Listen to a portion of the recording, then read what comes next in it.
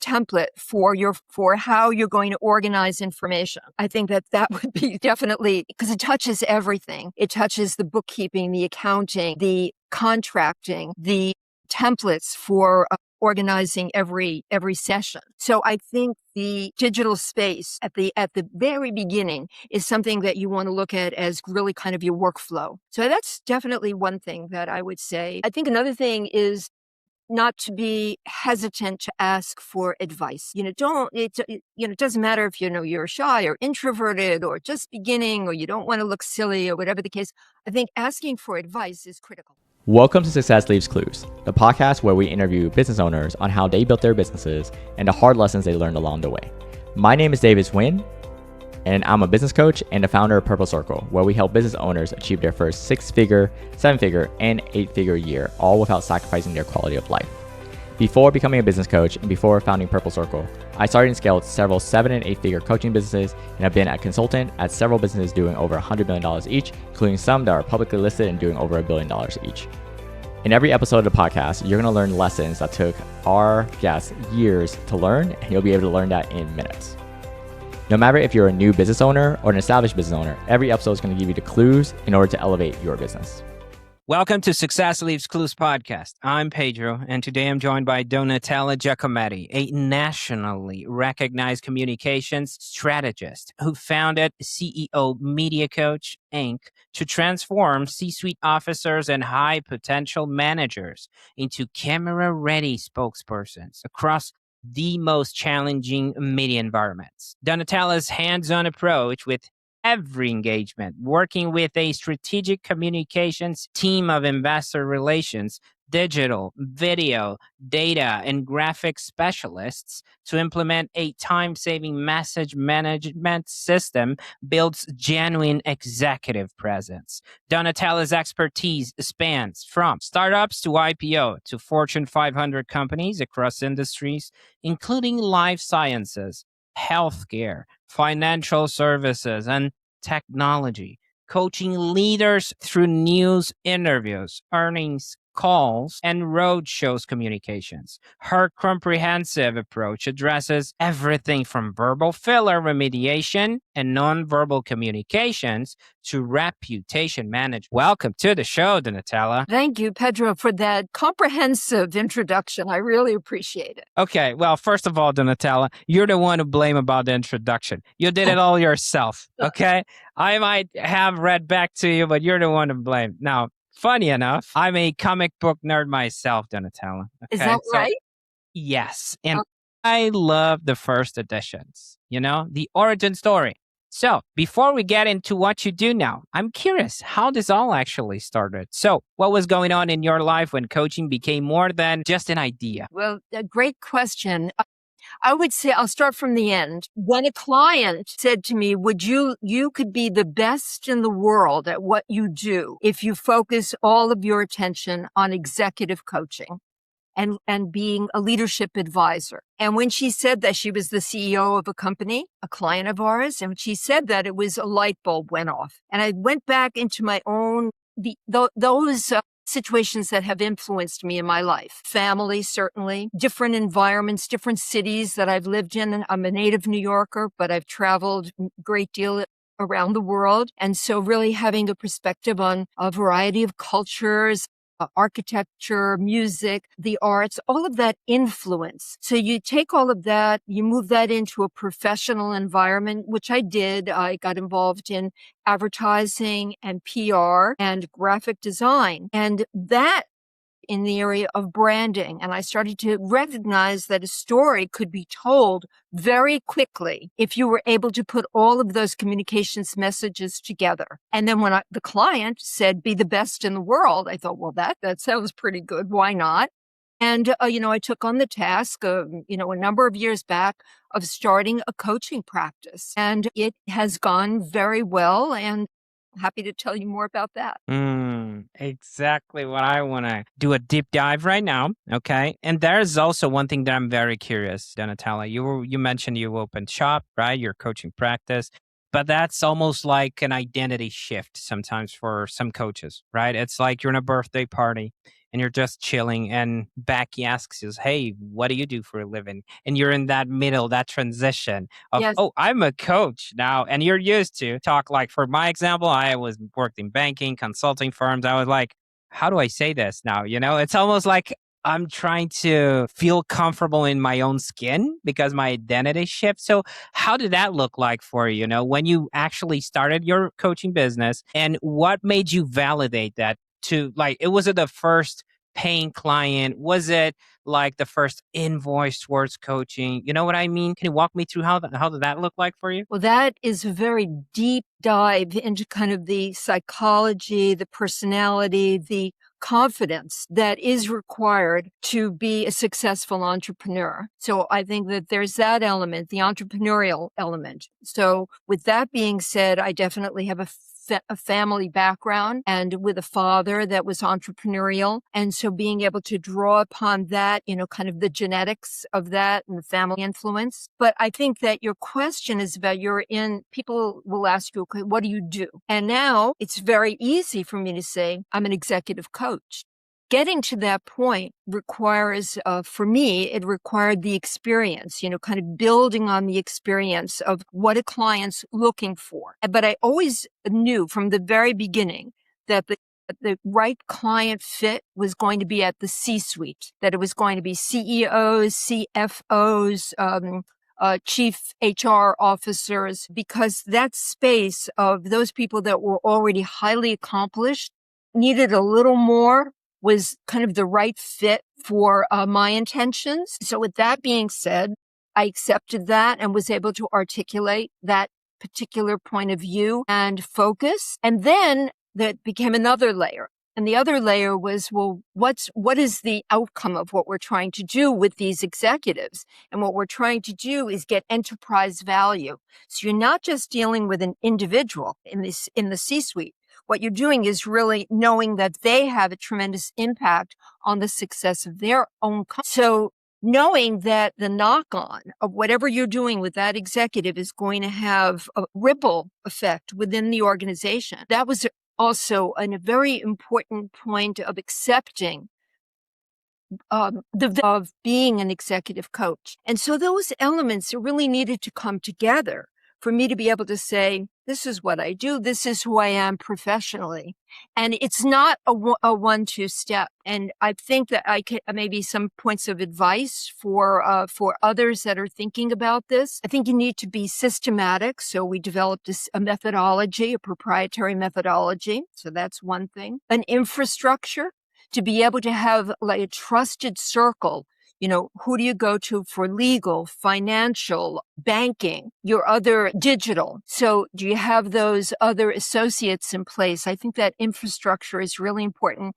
And then maybe a third element, as you're building your confidence and your specificity, is the area of focus. So I think that those things are something that I think we all have to go through and consider. And then you can answer that cocktail party question. What do you do? Right? I love the tactical advice. I love that. Now, back to you, okay? Once you were out there helping people, and we already established who you help today, right? C-suite, CFO, CEO, and all of that. But at the start, was it like that? I mean, in the early days of coaching, there's a lot of trial and error sometimes to get to the point okay, I really serve this type of people. So my question to you is, first, who do you serve now, right? And what was the evolution, if it existed, from to who you were as a coach in the old days and who you are right now? Because I was already in the brand marketing business, I was already in that space. And what that required to be successful in brand marketing, you really need the skills that I think I mentioned already of public relations and advertising and graphic arts and understanding, media coverage. All of those elements were already in place. And so that afforded me an opportunity to already work with high-level decision makers. So I was already in the company of successful executives on the decision side, the client side. So that, I guess, the build for me was already historically happening without my knowledge that it was going to culminate in a coaching practice. I didn't really know that at the time.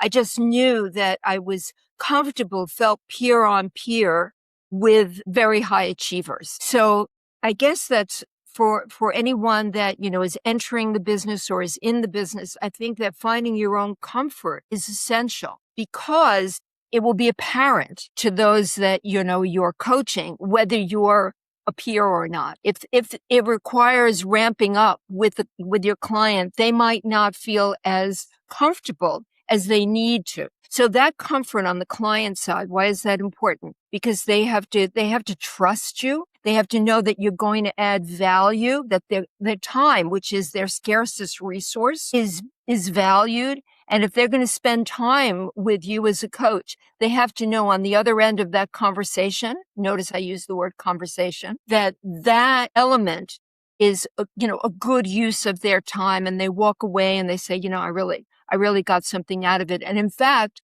at the close of every consultation, I always ask the client, so what are your key takeaways from today? Because I want to hear them repeat what their key takeaways are. And then we can reiterate what was the value of our time together. I love that. Okay. Now I want to do a quick exercise with you, Donatella, if you don't mind. Okay. I want to pretend I'm your ideal client profile, your ICP, your avatar, however you want to call it. Okay. I'm one of those CEOs, CFOs. I'm a high achiever, have a leadership position. So first of all, marketing wise, how would I be able to find you and your business? The visibility, where our visibility is like the push-pull, all of our business comes through referral. So how do the referrals find us? They find us through their own, like a board of director, a board of directors. They're in a position to say XYZ executive could really use some help because they have a lot of verbal filler, for example. That's often like the beginning, the entry point, verbal filler. They say and and so they're diminishing their credibility because sure, or there are all these phrases that are getting in the way of being, of really having that executive presence that you mentioned earlier. So a director on a board will say, we're frustrated. We know that this CEO is very competent, but the way they're projecting themselves on, kind of on the world stage is distracting from who they are and what they're really delivering in terms of top line growth or bottom line, measurements. So board directors. We do a lot of work with private equity firms, and that is a particular sector. It's a certain world. There are only so many of them on the planet, and they have portfolio companies. And what that means, private equity firms that have invested in companies, different sectors, those are the portfolio companies. And the objective primarily is to maximize or optimize the value of those portfolio companies. So those investors at private equity firms will say, we really need to have for example, a CFO, Chief Financial Officer, ready for an exit strategy. And our search, the way you would find us, is to know that we have deep knowledge in investor relations and in employee relations and media relations. So you pull those things together and we get found that way. So referrals, we were also just named the C-suite communications services firm for the top honor. So we have award-winning credentials behind us, and the knock-on that is more visibility. Okay. I'm still in that exercise. I'm still your ICP. Okay. Let's say I was referred to work with you guys, right? We can speed up a little bit on the sales process. Let's just say there is alignment. You guys can help me. I can sense you can help me. Okay. We close a deal. Can you walk me through how does it look like to work with CEO, your business, right? CEO media coach. And what are the potential outcomes I can expect out of it? The outcomes will depend, or the outcome will depend upon what your intention is. So several examples. You're preparing for the sale of the company. Let's say you're the chief executive officer, you're preparing to sell the company for whatever reason. It could be through a merger and acquisition. It could be through an initial public offering, an IPO. There are many ways, to be able to exit to optimize the value of your company. So you come to us and you say, it might be a 2-year plan that you have. You might be 2 years away or less to your exit, but that a lot has to go on behind the scenes to get you ready and your team ready to be able to go out with investors and tell your story. So how we would work together, one, first of all, you have to bond. The chemistry is good. I think you mentioned that. So we know that we have that. Then you have to have trust and confidence that the confidentiality is there beyond the NDAs. It's really, kind of a human to human touch. And then you start to look together at the value proposition of your company. So what do you really stand for? How do you compete? All right. Now we figured that out. Then let's find the word bank for you. So what does that mean? What's your word bank? When you're under pressure as an executive, you want to be able to have words in the back of your mind, words and phrases that are indicative of what your company stands for, how you're different. Why should anyone want to take part in, either acquiring your company or investing in it? So there's all of those elements that go into the storytelling. And then finally, the executive has to be able, with his or her team, to be able to deliver the message and be able to answer questions concisely and crisp, right? Tell your story, be able to put a pin on what's the beginning, what's the middle, what's the end point, so that people can remember your message, remember the name of your company, and come back to you again, because there's always follow-up. So how we get there is because, as I mentioned earlier, executives are very time starved, right? You don't have a lot of time. I'm working for you. You don't have a lot of time. So our job is not just the one-on-one consultations. It's all of the behind the scenes work that is required to prepare, so that to have the ability to work in financial services as well as in biotech, for example, you as a coach have to do the deep dive. So when you come to that consultation moment, you are more than ready to add something new and fresh to the experience the executive is going to have. I have a couple questions for you. Like the Yes. first one I'm thinking about, it's like you're dealing with people that you mentioned, they don't have a lot of time and they're sometimes very anxious about the outcome, right? They they have a big machine running in the background, they have payroll and all of that. Did you find yourself in certain situations that you found some friction about for example, oh, why are we doing this? The work bank, for example, when I want outcome X, Y, and Z, that you had to enlighten them, almost educate them that this is part of a process? I think that by the time they achieve that level and the rapport is there, and I want to talk about rapport in a moment. When that's there, they understand that there is, kind of a process, that there's a continuum. Also, the way we structure our business in modules. So there is a force multiplier, so that if you're in your consultation number 1 of 8 or 10, for example, you know as an executive that we have an endpoint where, that by consultation number 10, we're going to complete the task. And many of our clients roll over as well, because there's always a new real world challenge, right? But let's say you're just looking at what's your pacing. And I think that they're comfortable with the experience and the coaching leadership that is guiding them to their improvement. They already know, they come to it knowing that they're already at 95%, ready, but there's a little more that needs to be done. And that little more is a heavy lift, typically. But if you make it fun, you make it entertaining, that question doesn't really come up. Okay, interesting. Now I have another for you, which is like structure wise, right? Yes. How does your coaching business is structured? Are we talking about mainly one-on-ones? Is there a one-to-many component? Are there online components? How does that look? Is remote. So that allows CEO Media Coach to be geographically agnostic. So you don't have to be on the plane or the train or the car or the boat or whatever. Wherever in the world the client is, it's not an impediment. And in the old days, 5-7 years ago, in the beginning, the travel was essential. Go to the client, bring, cameras, equipment, whatever you needed to do. Go studio work in, different cities with, 4 cameras. I mean, but then the world changed. We know what happened. And, through people working remotely, there became a comfort level, and the technology also improved. People became, this is kind of interesting because clients became aware of the lighting, the camera ready, as you said earlier, audio, microphones, wardrobing, script ready. That whole consciousness moved toward the screen. And so the remote work became possible. And the focus that provides is, I would say, in many ways superior to the in-person. And so I want to add to, I think your question was about kind of the structure. It's always one-on-one. We work one-on-one. And that way you can have the specificity and the tailored approach that is necessary at that level of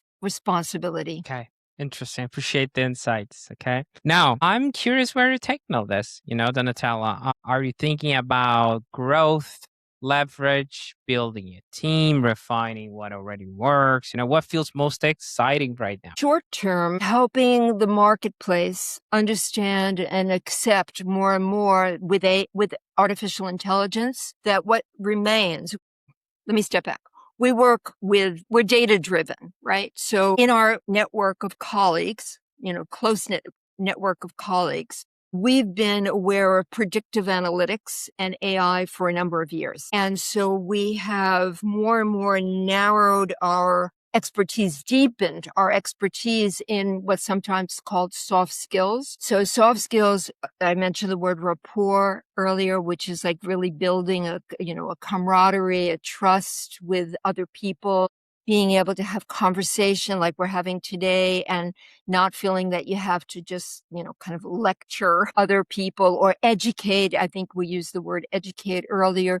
It's really more it's more organic than that. So the soft skills, those people skills, are becoming more and more essential as artificial intelligence is taking a more of a prominent role in our lives.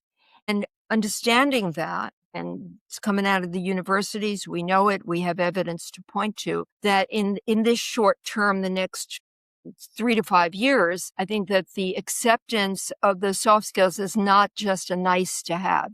It's not just nice to have. At the value of companies, especially like if you're thinking about publicly traded companies, just for example, it's really the management team. It's the product. Yes, it's the services, all of that. But if the management team is not strong, it diminishes the value of what that company is about. And then ultimately, in terms of what's next, I think it's really looking at our how we package our services. And I think that there may be a place for on-demand services. So, for example, if an executive through a referral is feeling that it's situational and they really need almost a more immediate consultation, I think there's a place for that. And we're working on the effort to see how we could package that in a way that would make sense to CEO Media Coach and to potential clients. So we're formulating that, then of course to get the word out that would be available. Interesting. Okay, I want to ask you something because you mentioned one topic that I feel like it's very interesting for the coaching space, which in all industries, all aboard, it's like the AI, and I want to see your perspective because you're in CEO Media Coach. You help them to get, camera ready. So you mentioned soft skills. You mentioned the human component and how important that is nowadays. So how do you see the AI affecting first the coaching space? Is it like a threat? Is it like a good thing? And specifically your own business and your clients, how can you give me your insight about that? The clients are asking the questions like, what do you think? So everyone is asking the question, how is this going to affect what we do? I don't know that any of us really have the answer to that definitively, because I think it could take many different forms. So let me tell you how we're using AI now, which is, it's phenomenal actually, to be able to tap into certain platforms and ask a question to like, what's in the news on a particular topic. So like, and I snap my fingers because that's how fast it is to get the latest headlines, and beyond that, if you wanted in-depth information about a particular subject. So what that allows is a level of preparedness and relevance to, that before might have taken, a lot more time and energy. And back to your word of conversation, what I think is quite remarkable in my observations with AI, these digital assistants, you really have a conversation with them. So you ask them a question and then it's like, okay, well, here's the answer, but wait, no, I need to know more, or let me refine my question, or let me add to that. I think it's really quite remarkable. So right now it is pleasure. What can I say 3-5 years down the line? It's unknown. It's unknown. I love that. Embracing the uncertainty, Now, I have one last question for you. I'm very curious about this one. Okay. Let's pretend, Donatella, we have a time machine in front of you. Okay. You can step in and you go back to your first day as an owner, not just a coach, but an owner of a business. Okay. As a coach too. And you have one piece of business advice you could give yourself, past Donatella, when she was starting.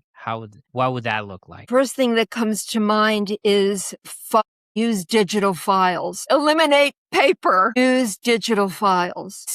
Make a systematic template for how you're going to organize information. I think that would be definitely, because it touches everything. It touches the bookkeeping, the accounting, the contracting, the templates for organizing every session. So I think the digital space at the very beginning is something that you want to look at as really kind of your workflow. So that's definitely one thing that I would say. I think another thing is not to be hesitant to ask for advice. It doesn't matter if, you're shy or introverted or just beginning or you don't want to look silly or whatever the case. I think asking for advice is critical. Now, where do you find advice? You want to build your executive network. I mean, there are a lot of retired executives that are, in the universe that are available to and are willing and anxious to help, kind of up and comers. So I think to tap into those that have been there before, which is like this podcast, right?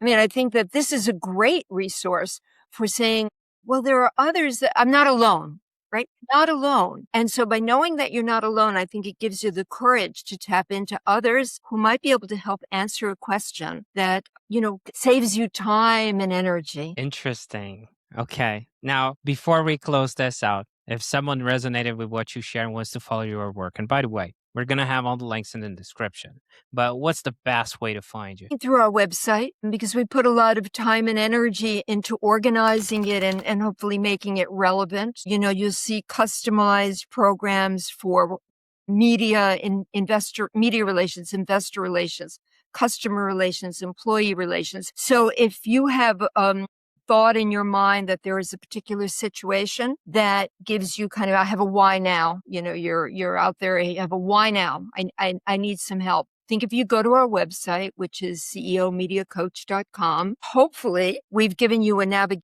system that is very easy to have a better understanding. And then there's an email, advisor@ceomediacoach.com, which it'll come to me and I will answer you. So please feel free to reach out. I would say that that's real digital. This is really the best way to. Not a letter. Not a letter. Well, no, but I'm glad you said that. It's very important to be a good writer, and check no typos and, just check for your grammar, because all of that helps to refine the professional presence of any individual. There is a trend out there, Donatella. I don't want to pose you, but there is a trend of people adding typos so they're not mistaken by AI, believe it or not. Well, that's interesting. Okay, well, I learned something. Right? It's like the AI never makes mistakes. So if I make some mistakes here, people will think and they train AI to do that. So they look more human. You know what I mean? It's a wild, well, today is wild. honestly. Okay, well, you see, that's very interesting. All right. Well, then you know what? When you spell my name incorrectly, I will know that you're a human because I have a Okay. tough name. There were certain parts of this chat today that really stood out to me. Okay, don't tell. I'm going to highlight a few. When we were talking about the origin story, right? And I asked you about a shift when you became a coach. You were like, well, not just a coach, but I got into the entrepreneur journey, right? And you had your father as inspiration, but the part I feel is really interesting is like you mentioned like the business development side, that and I see a lot of coaches out there that they forget about that one. They're just worried about coaching, the ops side, the operations. Oh, I'm going to coach people, and they forget about the billable hours. They forget they need an accountant. They forget they need a marketing strategy. They are the salesperson. We can keep adding people there and hats and all that, but that reminder is so powerful. And you're giving advice on a tactical level too to our audience. So thank you for that. Also, when you mentioned that when you're talking with your clients at the end, you're like, what were the key takeaways from today? You mentioned something like that.